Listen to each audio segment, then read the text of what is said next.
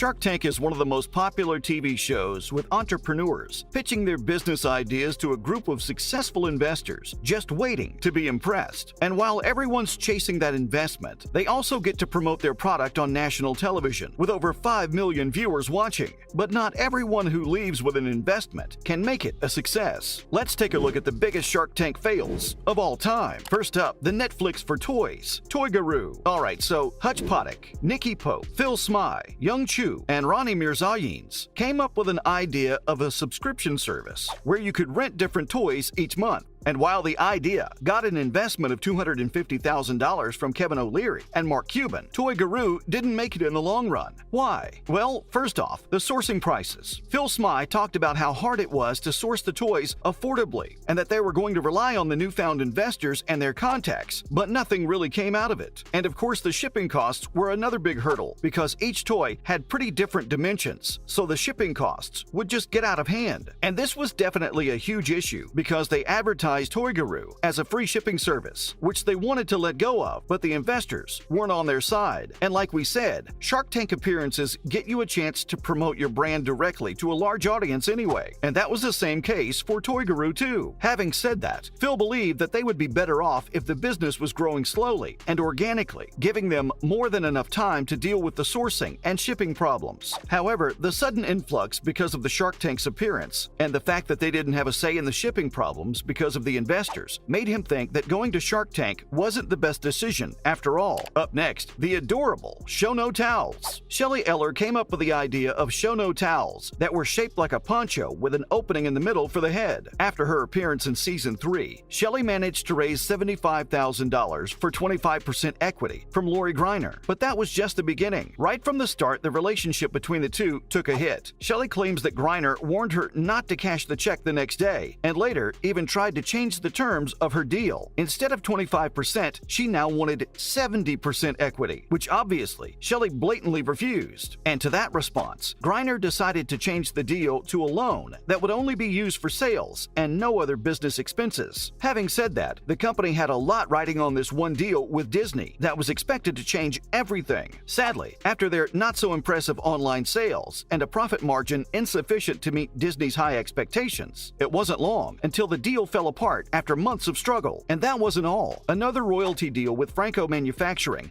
soon fell apart as well. And after the failure of both deals and the unstable relationship between the founder and the investor, the business soon shut down. After 3 years of shutting down, Shono Towels' Shelley Eller jumped back into business after she rebranded her product. Now she plans on selling the towels to people with disabilities, a market Lori Greiner didn't think was large enough to pursue. Moving on, the very appetizing Sweet Balls. When the cake ball madness was at an all-time high, the duo James McDonald and Cole Egger pitched their business idea of appetizing cake balls, which got them an investment of $250,000 for 25% equity from Barbara Corcoran and Mark Cuban. Sadly, it turned out to be a very classic Shark Tank fail. To start off, the founders got into a lawsuit shortly after the deal was finalized. McDonald sued his partner, thinking Egger was in the middle of creating a competing product behind his back, and it didn't take long before the conflicts turned into legal battles, and a restraining order was issued. In fact, when Egger did start the competing brand, Cake Balls, which now to think of it is obviously a ripoff from Sweet Balls, like the least he could have done was make it a little less obvious with a new name. Anyway, for some time, even the Sweet Balls domain somehow redirected to Cake Balls' website, which only made the conflict legally worse. After the completion of a pretty intense lawsuit, the Sweet Balls website is back in the ownership of James McDonald, who was also the original creator and, of course, the rightful owner. However, since the conflict started right after the episode was aired, he missed out on a huge opportunity, and since people are over Cake Balls now, the business isn't doing so great. Now let's check out the app for cheaters, Kate app. That's right, back in season 4, Neil Desai introduced the ideal privacy app for cheaters, which hides calls and messages from specific contacts, and that got him an investment of $70,000 for 35% equity from Damon John and Kevin O'Leary. But it takes more than a Shark Tank appearance and a nice investment to really get your business booming. After the episode aired, the sudden influx got the Kate app 10,000 new downloads. With that, Neil decided to expand the market, since the privacy function of the app was also ideal for law enforcement and government agencies. It seemed like a perfect target audience. Sadly, the app wasn't popular enough, and the business seems to have shut down because the last post from their social media accounts was literally almost a decade ago. Next, we got a pretty useful portable device, Breathometer. Breathometer is a portable device that connects to your smartphone via an app and measures your blood alcohol levels. Think of it as a portable breathalyzer. After the founder, Charles Michael Yim, pitched the incredible idea in Season 5, it got him an investment of $1 million